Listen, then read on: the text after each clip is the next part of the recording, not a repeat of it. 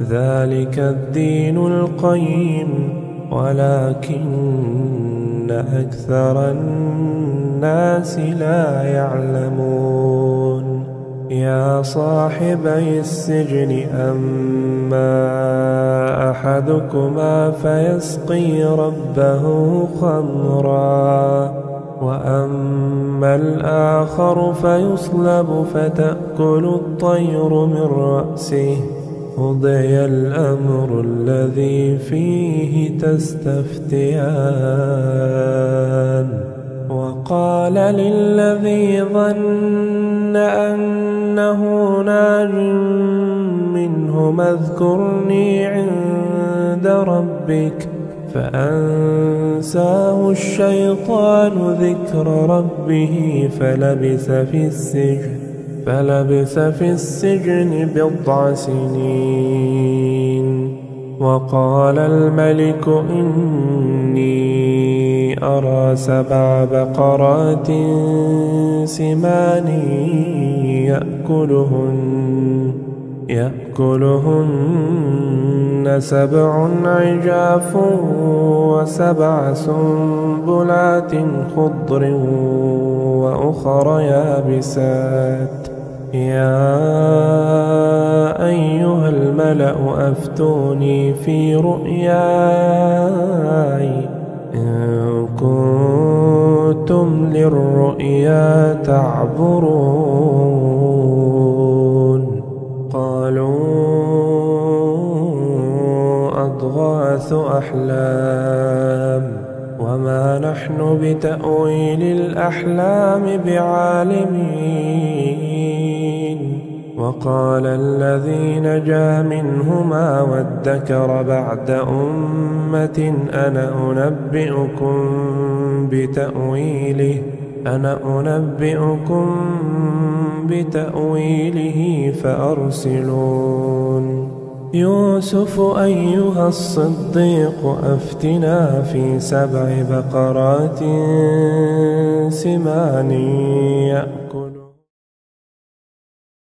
الحمد لله الذي أرسل رسوله بالهدى ودين الحق ليظهره على الدين كله ولو كره الكافرون ولو كره المنافقون وكفى بالله شهيدا وكفى بالله وكيلا أشهد أن لا إله إلا الله وأشهد أن محمدا عبده ورسوله لا نبي ولا رسول بعده وصلى الله على نبينا الكريم وعلى آله وصحبه أجمعين ومن تبعهم بإحسان إلى يوم الدين أما بعد. Alhamdulillah, senantiasa kita bersyukur pada Allah Ta'ala atas limpahan rahmat dan karunia-Nya yang begitu besar. Salawat dan salam kepada baginda Rasulullah sallallahu alaihi wasallam. Senantiasa kita berselawat kepada beliau. Semoga kita senantiasa berada di atas manhajnya yang lurus. Amin ya rabbal alamin. Kaum muslimin wal musliman azan ya Allah wa iyyakum. Muqaddimah daripada kajian ini adalah marilah kita senantiasa meningkatkan keimanan dan ketakwaan kita kepada Allah Ta'ala. Karena dengan keimanan dan ketakwaanlah yang akan menentukan derajat seorang di sisi Allah Ta'ala. Bukan pula kedudukan kita di dunia, nasab, dan yang lainnya, akan tetapi adalah keimanan dan ketakwaan kita kepada Allah Ta'ala. Inna akramakum indallahi atqakum. Sesungguhnya yang paling mulia di sisi Allah di antara kalian adalah yang paling bertakwa. Wa tazawwadu fa inna khairaz zadi taqwa. Berbekallah kalian karena sebaik-baiknya bekal adalah ketakwaan. Dan Allah Ta'ala memberikan banyak pujian kepada orang-orang yang bertakwa di dalam Al-Quran. Di antaranya adalah diwariskan surga kepada orang-orang yang senantiasa bertakwa. Tilkal jannatul lati nurithu min ibadina man kana taqiyya.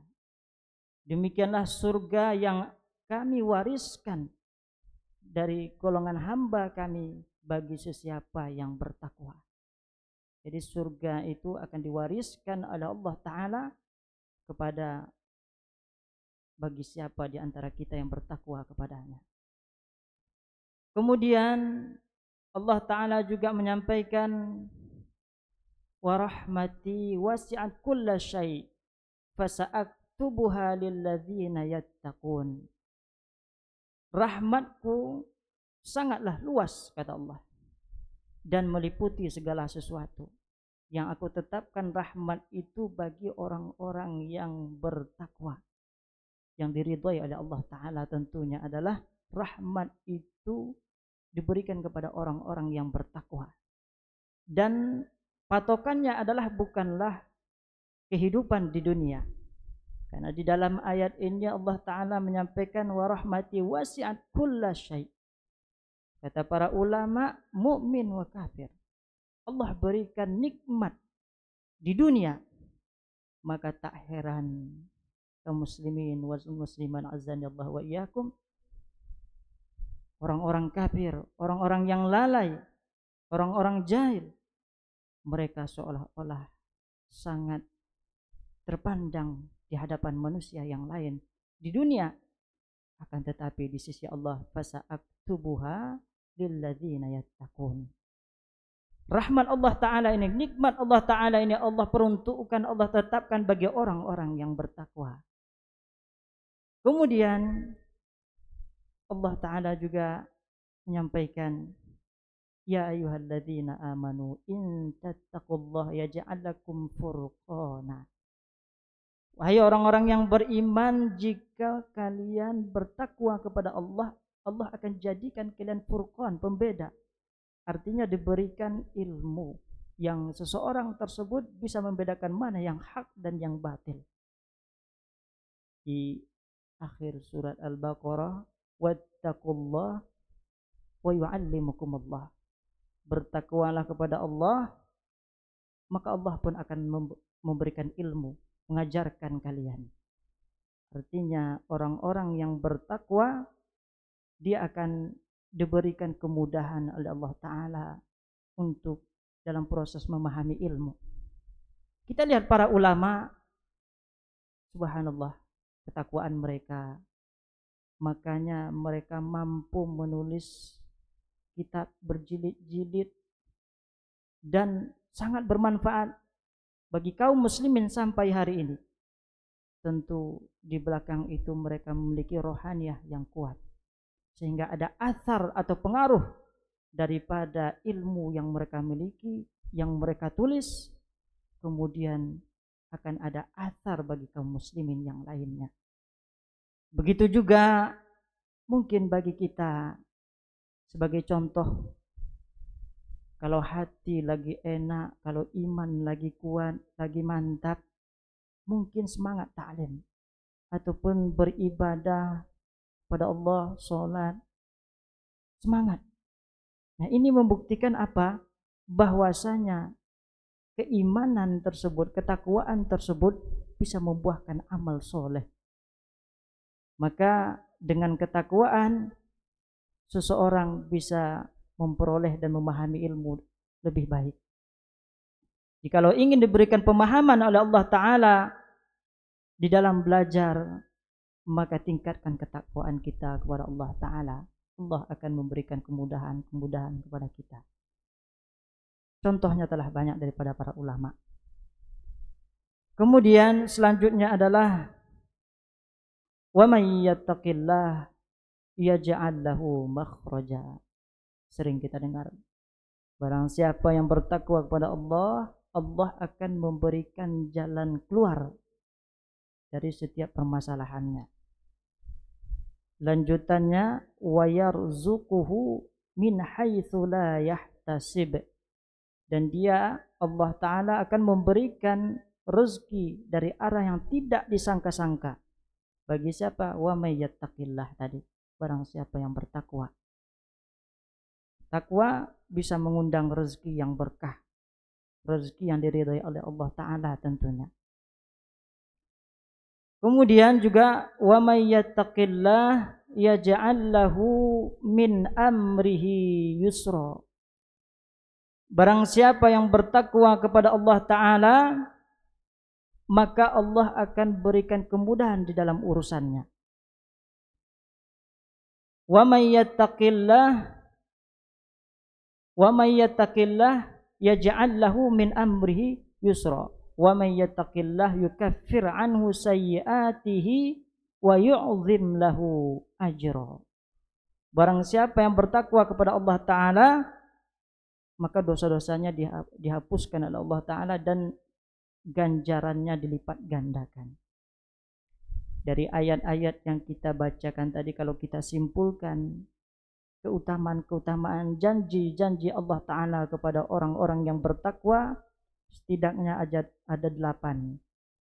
Diwariskan surga kepadanya, kemudian mendapat rahmat dari Allah Ta'ala, memperoleh Al-Furqan, kemudian dimudahkan dalam urusannya, mendapat rezeki dari jalan yang tidak dia sangka-sangka, dimudahkan dalam setiap urusannya, dihapuskan dosa-dosanya, dan Allah lipat gandakan pahalanya.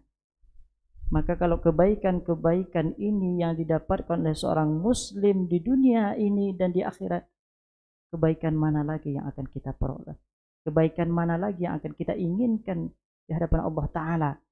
Maka maha benar firman Allah, inna akramakum indallahi atqakum. Oleh karena itu usi nafsi wa iyyakum bitaqwallah faqad fazal muttaqun. Saya berwasiat kepada diri pribadi dan antum azani Allah wa iyyakum untuk senantiasa meningkatkan ketakwaan dan keimanan kita kepada Allah Ta'ala.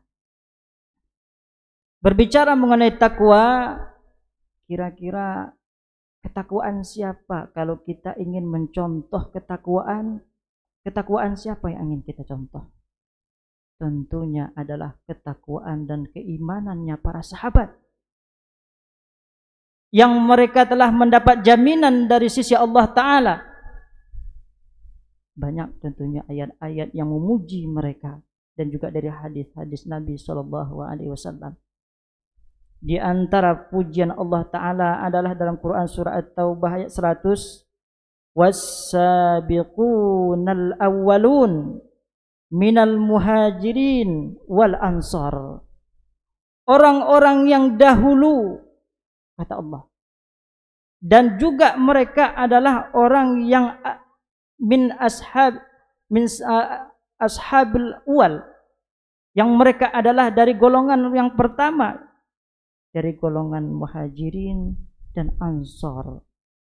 Walladzina taba'uhum bi ihsan, dan orang-orang yang mengikuti mereka dengan baik. Radhiyallahu anhum wa radu an, Allah ridho kepada mereka, dan begitu juga mereka ridho kepada Allah Ta'ala. Inilah pujian Allah Ta'ala kepada para sahabat. Kalau kita mungkin mencontoh saudara kita atau teman-teman kita di sekitar kita, kita tahu baik buruknya mereka, si fulan tersebut misalnya. Kita tahu kekurangan-kekurangannya. Tapi kalau kita mencontoh keimanan dan ketakwaan para sahabat, ada jaminan dari Allah Ta'ala. Bahkan di antara mereka telah dijanjikan masuk surga. Adapun kita hari ini belum tahu, belum jelas di mana kedudukan kita di sisi Allah Ta'ala. Rasulullah SAW juga memberikan pengertian kepada kita, memuji para sahabat dan generasi-generasi setelahnya. Khairun nas qarni, Sebaik-baiknya manusia adalah yang ada di zamanku. Di zamanku, kata Rasulullah. Siapa mereka yang bersama Rasulullah? Para sahabat tentunya. Tsummal ladzina yalunahum. Kemudian adalah kurun setelahnya. Siapa mereka? Tabi'in. Tsummal ladzina yalunahu. Kemudian kurun setelahnya. Tabi'ut tabi'in. Mereka lah orang-orang yang dipuji oleh Rasulullah sallallahu alaihi wasallam. Maka di dalam keimanan dan ketakwaan hendaklah kita mencontoh mereka, karena telah ada pernyataan dari Allah Ta'ala dan Rasulnya, ada jaminan dari Allah dan Rasulnya bahwa mereka lah generasi yang terbaik. Maka bagi kita yang mengaku bermanhaj salaf, yang beritibak di atas manhaj salaful ummah, maka kita juga harus memperhatikan bagaimana setidaknya ada 3 hal yang perlu kita perhatikan yang membuat mereka memiliki kedudukan di sisi Allah Ta'ala dan Rasulnya, yang mereka dipuji oleh Allah Ta'ala dan Rasulnya. Yang pertama al-ilmu, yang kedua al-amal, kemudian sunnah. Inilah inti yang akan kita sampaikan. Tentunya 3 hal ini merupakan tema yang besar, dan kalau disampaikan juga sangat luas. Akan tetapi adalah beberapa poin yang perlu kita sampaikan adalah yang pertama al-ilmu. Al-ilmu. Apa itu ilmu? Ilmu secara bahasa, kalau bahasa kitanya adalah pengetahuan atau wawasan. Kita ambil definisi dari Ibnu Qayyim rahimahullah, al-ilmu ma'rifatul huda bidalilihi, kata beliau. Ilmu itu adalah mengetahui petunjuk kebenaran bidalilihi, dengan dalil-dalilnya. Madzaka wa taqlidu yastawiyan, kata beliau. Selain daripada ilmu tersebut, maka taklid tidaklah sama. Tidaklah sama. Orang yang berilmu dengan orang yang ikut-ikutan itu tidaklah sama. Maka secara ringkasnya adalah dikatakan ilmu itu adalah mengetahui al-huda, kebenaran, dengan dalil-dalilnya. Kalau kita bertanya, kalau ditanyakan kepada kita, mengapa antum menuntut ilmu? Mengapa antum hadir di majelis ilmu? Kenapa antum ikut ta'lim? Kalau pertanyaan ini dilontarkan kepada para santri kita, anak-anak kita, mungkin jawabannya jelas. Itu akan bermanfaat besar bagi masa depan mereka. Mungkin saya ingin jadi ustadz, saya ingin menjadi orang alim, saya ingin begini dan begitu. Tetapi kalau pertanyaan ini dilontarkan kepada kita-kita, katakanlah mohon maaf yang sudah berumur, kira-kira apa jawaban kita? Oh, sungkan atau malu dengan orang lain. Oh, cuman ikut-ikutan misalnya. Maka di antara jawaban-jawabannya adalah yang pertama, bahwasanya mengapa saya harus menuntut ilmu? Menuntut ilmu itu adalah sebuah ibadah. Sebuah ibadah. Dan semua kita dituntut untuk beribadah kepada Allah Ta'ala. Dari Muawiyah radhiyallahu anhu bahwasanya Nabi sallallahu alaihi wasallam bersabda, "Man yuridillahu bihi khairan yufaqihu fiddin." Barang siapa yang Allah inginkan baginya kebaikan, Allah yang inginkan dia kebaikan, maka Allah akan berikan dia pemahaman terhadap agamanya, di dalam agamanya. Bagaimana seseorang bisa memahami agamanya? Ya dengan ta'lim, salah satunya dengan ta'lim, hadir majelis ilmu. Maka dapat kita simpulkan, hadir di majelis ilmu, ikut ta'lim, adalah bagian daripada ibadah. Allah yang menginginkan kebaikan kepada kita. Mungkin kalau saudara-saudara kita yang lain punya keinginan, tetapi belum tentu bisa hadir. Belum tentu bisa hadir. Hanya orang-orang yang punya tekad dan azam yang kuat dan mengetahui fadilah ilmu, dia akan mampu untuk hadir di majelis ilmu, mengikuti ta'lim. Karena dia paham bahwasanya dia antara tanda Allah inginkan dia kebaikan adalah dia tempuh jalan dalam menuntut ilmu tersebut. Mu'adz bin Jabal radhiyallahu anhu berkata, "Ta'allamul ilma." Pelajarilah oleh kalian ilmu, fa inna ta'allamahu lillahi khasyah. Karena sesungguhnya mempelajari ilmu itu karena Allah adalah bagian daripada rasa takut kepada Allah Ta'ala.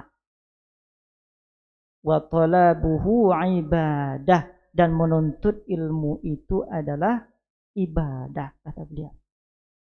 Jadi ini motivasi pertama bagi kita, bahwasanya hadir di majelis ilmu itu adalah sebuah ibadah. Kemudian menuntut ilmu agama itu adalah wajib. Apa dalilnya? Talabul ilmi fariidatun ala kulli muslimin. Dinilai sahih oleh Syekh Albani. Menuntut ilmu itu wajib bagi setiap muslim. Jadi wajib. Tentu dengan kadar masing-masing. Ya, yang sudah, katakanlah sudah lanjut usia, tentu beda porsinya dengan anak-anak kita, dengan santri, dengan seorang dai misalnya, tentu berbeda. Tapi intinya adalah menuntut ilmu itu wajib. Para ulama membagi ilmu ini ada dua. Ada ilmu yang wajib dipelajari oleh setiap muslim, dan ada ilmu yang sifatnya adalah kifayah. Yang sifatnya kifayah adalah ilmu wasail, ilmu wasilah, ilmu alat. Apa itu ilmu alat? Seperti usulul fiqh, mustalahul hadis, usulul tafsir. Tidak semua kita mempelajari ini. Ilmu usul fikih, tidak semua kita mempelajari ilmu usul fikih. Mustalahul hadis dan ilmu-ilmu alat yang lainnya, ilmu-ilmu sastra Arab, pendukung ilmu yang lainnya yang untuk membantu di dalam memahami agama Allah, memahami qala Allah, qala Rasul. Tidak semua kita mempelajari itu, akan tetapi adalah sebagian atau segolongan orang, terutama yang berkecimpung di bidang syariat atau agama tersebut. Kemudian ilmu yang bersifat fardhu ain, tentu ini adalah ilmu akidah. Ilmu akidah, kemudian ibadah-ibadah yang diwajibkan kepada seorang muslim, rukun Islam, sholat, zakat, puasa, haji, thaharah. Bagaimana seorang muslim ingin melaksanakan sholat kalau dia tidak tahu bagaimana tata cara berwudu, bagaimana tata cara sholat, dan ibadah-ibadah yang lainnya, maka diharuskan apa? Dia menuntut ilmu, bertanya, belajar. Maka adalah ini ilmu yang sifatnya kifayah. Tetapi intinya adalah menuntut ilmu itu wajib bagi setiap muslim. Kemudian motivasi selanjutnya adalah kenapa kita harus menuntut ilmu. Sabda Nabi SAW, "Man salaka tariqan yaltamisu fihi ilma, sahhalallahu lahu bihi tariqan ilal jannah." Barang siapa yang meniti suatu jalan yang dia gunakan untuk menuntut ilmu, maka Allah akan berikan kemudahan baginya jalan menuju surga. Ringkasnya, menuntut ilmu itu adalah jalan kita menuju surga. cita-cita terbesar bagi seorang muslim adalah meraih surganya Allah Ta'ala. Cita-cita besar itu dengan apa? Dengan thalabul ilm, dengan menuntut ilmu. Kata para ulama, kenapa menuntut ilmu itu bisa memperoleh surga? Jawabannya ada dua. Yang pertama adalah ilmu, menuntut ilmu itu sendiri adalah ibadah, sebagaimana yang kita sampaikan pada poin pertama. Kemudian yang kedua, orang yang menuntut ilmu, kemudian diharuskan dia mengamalkan ilmunya, maka lahirlah sebuah amal. Maka dari amal tersebut, maka dia dengan amal tersebut bisa memperoleh surga. Itulah kesimpulan yang disampaikan oleh para ulama. Orang yang menuntut ilmu bisa memperoleh surganya Allah Ta'ala. Proses menuntut ilmu agama itu sendiri adalah ibadah. Kemudian dengan seseorang dengan berilmu dia akan beramal. Dengan amal itulah dia akan memperoleh surga. Oleh surga. Kemudian selanjutnya yang keempat, mengapa kita harus menuntut ilmu? Firman Allah Ta'ala dalam Quran surah Al-Mujadalah ayat 11. Yarfa'illahu alladhina amanu minkum. Allah akan angkat derajat orang-orang yang beriman di antara kalian. Walladzina utul ilma darajat. Dan orang-orang yang diberi ilmu beberapa derajat. Allah gandengkan antara iman dan ilmu. Allah angkat kedua golongan ini. Korelasinya adalah kata para ulama, tidak mungkin seseorang itu bisa mencapai iman kalau dia tidak berilmu. Kita ingin menjadi orang yang beriman, bagaimana ingin menjadi orang yang beriman kalau dia tidak berilmu? Yang bisa meningkatkan keimanan itu adalah dengan at-ta'ah, dengan ketaatan. Ketaatan itu adalah ibadah, amal soleh. Bagaimana dia melaksanakan ketaatan, amal soleh kalau dia tidak paham? Tak paham sholat, tak paham wudu, tak paham zakat, tak paham haji, dan ibadah-ibadah yang lainnya. Kemudian setidaknya yang kelima yang dapat kita sampaikan adalah mengapa seorang tersebut bisa menuntut ilmu, harus menuntut ilmu. Hadis yang masyhur yang sering kita dengar, idza matal insan inqata'a anhu amalu illa min thalathatin. Apabila seorang insan telah meninggal, maka terputuslah amalnya dikecualikan 3 perkara. Illa min shadaqatin jariyah, sedekah jariyah, au ilmin yuntafa'u bih, ilmu yang bermanfaat, awaladin salihin yad'ulah, ilmu yang bermanfaat, atau doa anak yang soleh. Doa anak yang soleh disebutkan di sini adalah ilmu yang bermanfaat. Ilmu yang bermanfaat. Sebab seseorang masih mengalir pahalanya adalah orang-orang yang menitipkan ilmu kepada orang lain. Artinya mengajarkan. Maka kalau kita kembali kepada pertanyaan tadi, mengapa saya harus menuntut ilmu, hadir di majelis ilmu, semangat di dalam menghadiri majelis ilmu? Jawaban kalau untuk anak-anak dan para santri mungkin jelas. Untuk masa depan mereka, dituntut mereka untuk menuntut ilmu. Akan tetapi bagi kita yang, mohon maaf, katakanlah sudah berusia, mengapa? Dari alasan-alasan yang kita sebutkan tadi. Toh saya juga tidak jadi ustaz, toh saya juga nggak jadi dai, ngapain juga saya ikut taklim, ngapain juga saya hadir di majelis ilmu. Tapi kalau motivasi dari hadis-hadis Nabi dan ayat-ayat yang kita sampaikan tadi, dia akan paham kedudukan ilmu di dalam dirinya. Atau minimalnya adalah sebagai seorang pendidik di tengah-tengah keluarganya. Apalagi kita sebagai seorang laki-laki, kita adalah mas'ul.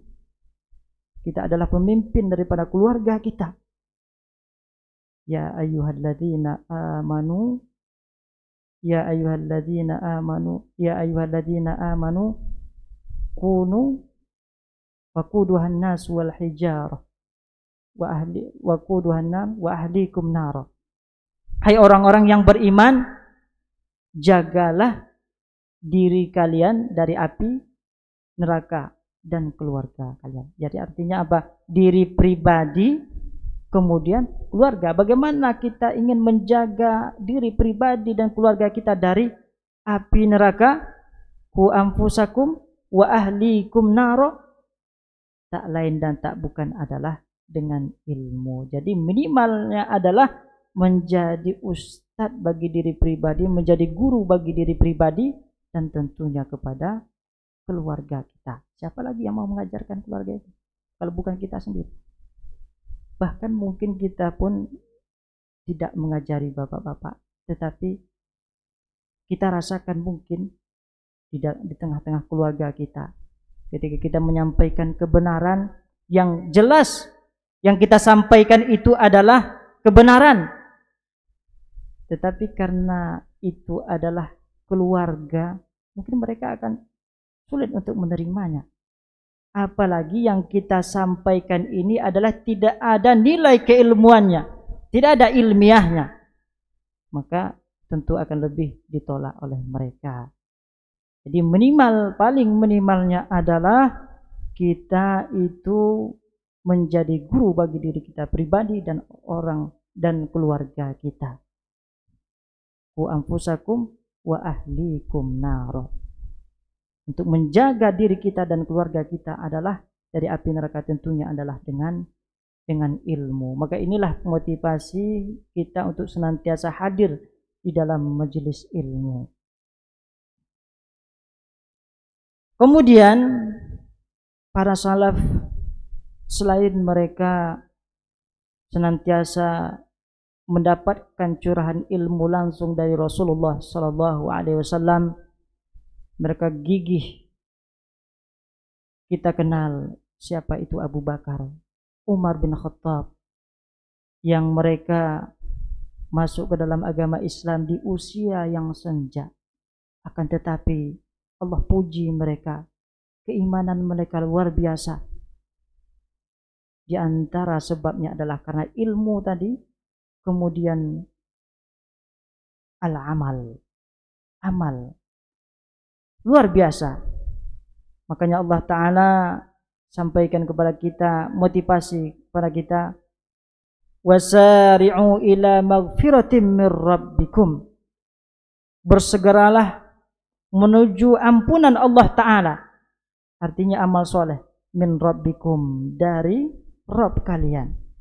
Wa jannatin arduha samawatu wal ardu uiddat lil muttaqin, yang surga luasnya itu seluas langit dan bumi, yang diperuntukkan untuk bagi orang-orang yang bertakwa.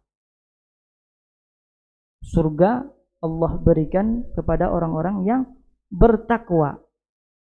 Di antara bentuk untuk meningkatkan ketakwaan adalah wasari'u ila maghfirah, amal soleh, bersegera di dalam mengerjakan amal soleh, dan ganjarannya adalah surga seluas langit dan bumi, sejauh mata memandang. Lebih luas, tidak bisa kita bayangkan kenikmatan-kenikmatan surga tersebut. Inilah cita-cita seorang muslim.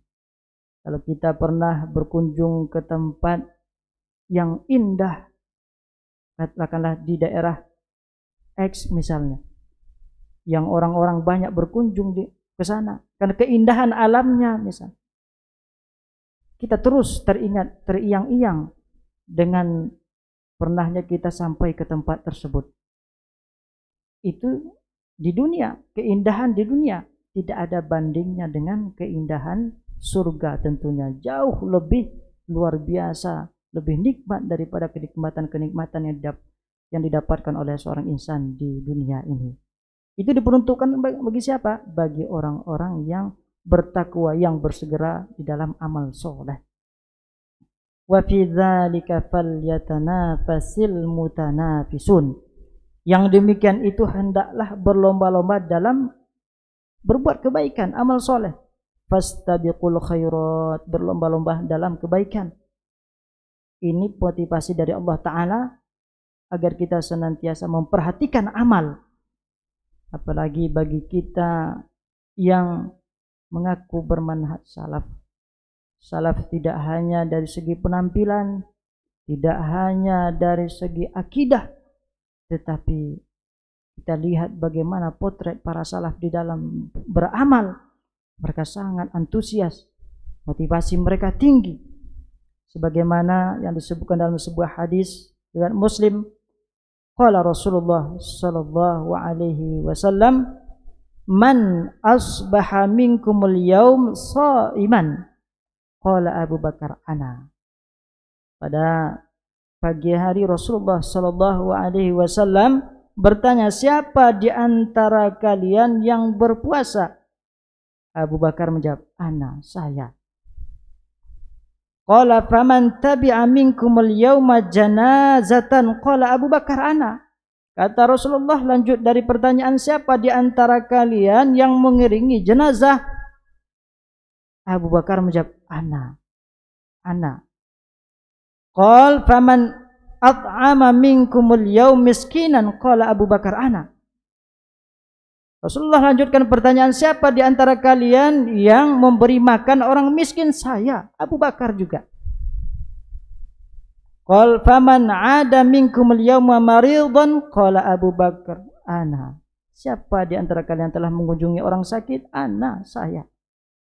Faqala Rasulullah sallallahu alaihi wasallam, majtama'anna fi amri illa dakhalal jannah. Tidaklah berkumpul amal soleh kepada si fulan tersebut, kepada Abu Bakar tersebut, kecuali dia akan dimasukkan ke dalam surga.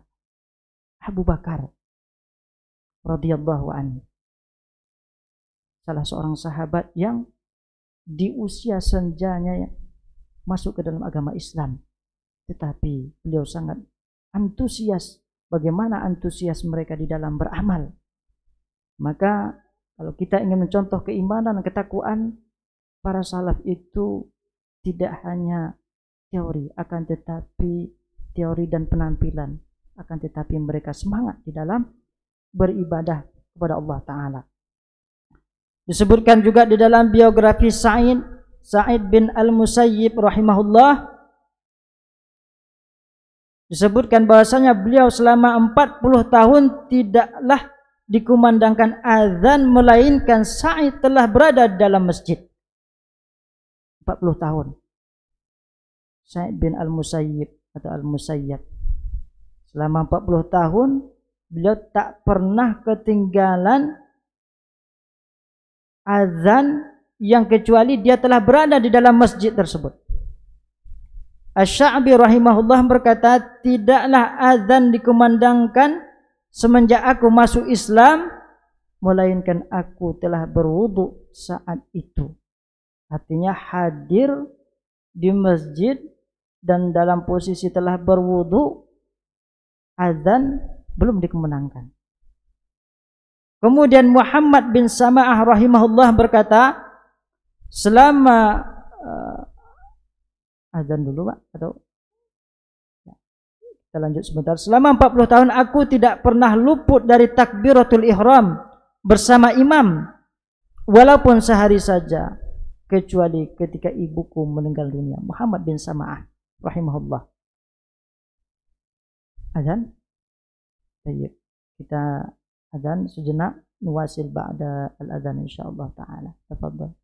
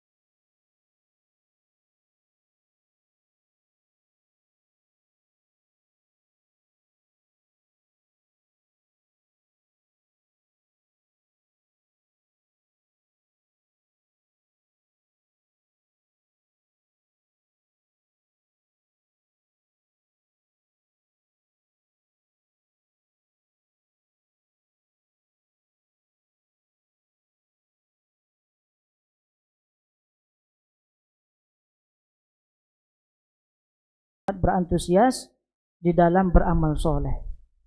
Kalau kita mungkin apalagi di masjid sunnah misalnya, santai aja lah, masjid sunnah itulah makomatnya. Kalau para sahabat enggak, yang mereka tujuan mereka adalah bagaimana mereka sampai dan telah hadir di dalam masjid sebelum azan dikumandangkan. Nah, ini menunjukkan apa? Menunjukkan semangat mereka di dalam beramal. Siapa teladan kita dalam keimanan dan ketakwaan? Para sahabat. Maka kita tekankan lagi bahwasanya kita bermanhaj mengaku manhaj salaf, mengikuti para sahabat, ikuti juga bagaimana mereka beramal, di dalam beramal. Kemudian Rasulullah Shallallahu Alaihi Wasallam menyampaikan dalam sebuah hadisnya dalam riwayat Muslim, badiru bil a'mal fitanan ka qat'il lailil muzlim. Bersegeralah kalian di dalam beramal soleh sebelum datangnya fitnah. Yang fitnah itu seperti potongan malam yang gelap. Yusbihur rajulu mu'minan wa yumsi kafiran, au yumsi mu'minan wa yusbihu kafiran, yabi'u dinahu bi'aradi minad dunya, kata Rasulullah sallallahu alaihi wasallam. Yang seseorang tersebut dalam keadaan beriman pada pagi harinya, kemudian dia kafir pada sore harinya, atau sore harinya beriman kemudian pada paginya dia telah kafir. Yabi'u dinahu bi'aradi minad dunya, yang dia menjual agamanya dengan dunia, artinya adalah sibuk dengan dunia. Kesimpulan daripada hadis ini adalah Rasulullah sallallahu alaihi wasallam menyampaikan kepada kita untuk senantiasa memperhatikan amal soleh dan bersegeralah sebelum datangnya fitnah, sebelum datangnya kesibukan-kesibukan yang lain. Karena amal soleh itu kalau ditunda-tunda, jangan pernah berpikir bahwasanya setelah ini saya akan melakukannya. Niscaya akan datang kesibukan-kesibukan yang lain. Apalagi bagi kita yang sudah berkeluarga, ada saja urusan. Oh nantilah. Ta'lim, majelis ilmu juga misalnya, kalau tidak kita pasang azam yang kuat, tidak hadir-hadir gitu. Hadir kita. Kenapa demikian? Karena ini adalah menuju langkah yang mulia dan juga harus diperjuangkan dengan perjuangan yang matang. Supaya apa? Supaya kita memperoleh keutamaan-keutamaan yang disampaikan oleh Allah dan Rasulnya. Inilah potret para sahabat, para salaf di dalam beramal soleh. Antusias, maka ikutilah mereka. Makanya Hasan al-Basri pernah menyampaikan, jika engkau melihat ada seseorang yang menyaingimu dalam urusan dunia, maka saingilah dia dalam masalah akhirat, dalam urusan akhirat. Dalam kehidupan dunia mungkin kita tidak ada apa-apanya dibandingkan orang-orang lain, dibandingkan orang-orang kafir misalnya, bandingkan saudara-saudara kita yang lain. Tapi patokan kita bukan itu. Bagaimana kita bisa menyaingi mereka di dalam kehidupan ini dengan beramal soleh. Inilah yang membedakan dan inilah yang menunjukkan kedudukan seorang muslim di sisi Allah Ta'ala. Amal. Sehingga pada akhirnya faman thaqulat mawazinuhu faulaika humul muflihun. Barang siapa yang berat timbangan amalnya, kata Allah, maka mereka itulah yang beruntung, yang sukses. Kita ingin memilih sukses di dunia, di pandangan di hadapan manusia, atau beruntung dan sukses di hadapan Allah Ta'ala, yaitu dengan amal soleh tentunya. Kemudian di dalam berilmu dan beramal soleh yang potret para sahabat di dalam mengikuti petunjuk Rasulullah Sallallahu Alaihi Wasallam, atau yang secara bahasa adalah sunnah. Sunnah yang kita maksudkan di sini adalah bukan pembagian daripada hukum di kalangan para fuqaha. Apabila dikerjakan mendapat pahala atau ditinggalkan tidak mengapa. melainkan sunnah yang dimaksud di sini adalah dari segi bahasa wasunnatu as-sirah, yaitu perjalanan hidup. Hasanatun kanat aw qabihah, baik yang bagus maupun yang jelek. Jadi ringkasnya si sunnah adalah kaifiyah atau thariqah. Sunnah adalah tata cara hidup, jalan hidup, metode. Metodenya siapa? Tentu metodenya Nabi sallallahu alaihi wasallam. Dan Rasulullah sallallahu alaihi wasallam menyampaikan kepada kita dengan serius, "Alaikum bisunnati," kata Rasulullah sallallahu alaihi wasallam. Hendaklah kalian berpegang teguh dengan sunnahku, yaitu bukan dengan hukum sunnah yang kita sebutkan tadi, melainkan adalah dengan metodeku, cara beragamaku. Wa sunnatil khulafa'ir rasyidin al mahdiyyin, dan tata caranya para khulafa' rasyidin yang mendapat petunjuk. Kata Rasulullah, "Addu 'alaiha bin nawajid," maka genggam eratlah, gigitlah dia dengan gigi geraham. Wa iyyakum wa muhdatsatil umur, berhati-hatilah kalian dengan perkara-perkara yang baru. Fa inna kulla bid'atin dhalalah, karena setiap sesuatu yang baru, yang bid'ah itu adalah sesat. Maka Rasulullah sallallahu alaihi wasallam menyampaikan kepada kita untuk memegang sunnah Nabi ini, thariqah caranya Nabi ini adalah dengan gigi geraham. Kalau kita pikir apa hikmah daripada hadis ini dengan gigi geraham? Setidaknya yang dapat kita simpulkan adalah kalau kita memegang suatu benda, kira-kira dengan tubuh ini, anggota tubuh mana yang kuat? Mungkin kita mengatakan dengan tangan, atau dengan kaki, atau diikat di pinggang misalnya. Tapi Rasulullah sallallahu alaihi wasallam menyampaikan dengan gigi geraham. Kenapa demikian? Ternyata kalau dipegang suatu benda tersebut dengan tangan, katakanlah tangan yang kuat, kita pegang sunnah ini, kita pegang benda ini dengan tangan, seseorang ingin mengambilnya, dia potong tangan tersebut, selesai, dapat dia benda tersebut, lepas. Tapi orangnya masih hidup, mudah, gampang bagi dia. Atau dia ikat, dia pegang dengan kakinya, dia potong kaki. Ada orang yang hidup, tambah kaki, potong kakinya, ada yang hidup. Begitu juga tangan, begitu juga anggota-anggota tubuh yang lain. Tetapi bayangkan jika diikat, digigit dengan gigi geraham, bagaimana seseorang ingin melepaskannya, penggal lehernya. Ada tidak manusia yang hidup tanpa kepala? Saya rasa tidak ada. Artinya apa? Memegang sunnah caranya Nabi sallallahu alaihi wasallam ini adalah sampai titik darah penghabisan. Bagaimana kita memegang sunnah Nabi sallallahu alaihi wasallam ini dengan gigi geraham adalah di antara anggota tubuh yang kuat, yang hikmahnya adalah gigi geraham tersebut kuat. Bagaimana seorang ingin melepaskannya? Potong lehernya, selesai, meninggal dia misalnya. Ini hikmah yang dapat kita simpulkan daripada hadis bahwasanya Rasulullah sallallahu alaihi wasallam memerintahkan kepada kita untuk senantiasa berdiri di atas sunnah Nabi sallallahu alaihi wasallam. Tentunya banyak hadis-hadis maupun ayat yang menyampaikan, yang memotivasi kita untuk berada di atas sunnah. Sebagai penutup adalah faman raghiba an sunnati falaysa minni, kata Rasulullah sallallahu alaihi wasallam. Barang siapa yang berpaling dari sunnahku, dari thariqahku, dari caraku, maka dia bukan dari golonganku. Ini kata Rasulullah sallallahu alaihi wasallam. Nah, pertanyaannya, kita ingin nanti di yaumil qiyamah, nanti di barisan siapa? Tentunya kita menginginkan di barisan Rasulullah sallallahu alaihi wasallam.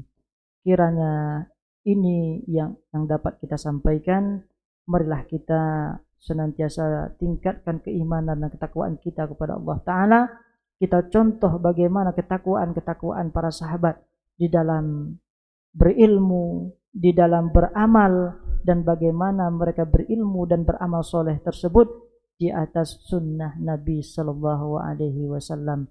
Dan di dalam menjalaninya kita juga harus sabar, karena tentunya setiap kita pasti akan ada cobaan-cobaannya, baik itu dari dalam keluarga kita sendiri dalam menempuh sunnah Nabi Sallallahu Alaihi Wasallam maupun dari orang lain. Barakallahu lakum bima fihi minal ayati wa dzikril hakim. Nakhtatim bidu'ai kafaratul majlis. Subhanakallahumma bihamdika asyhadu an la ilaha illa anta astaghfiruka wa atubu ilaik. Wassalamualaikum warahmatullahi wabarakatuh. الله من الشيطان الرجيم. بسم الله الرحمن الرحيم. ألف لام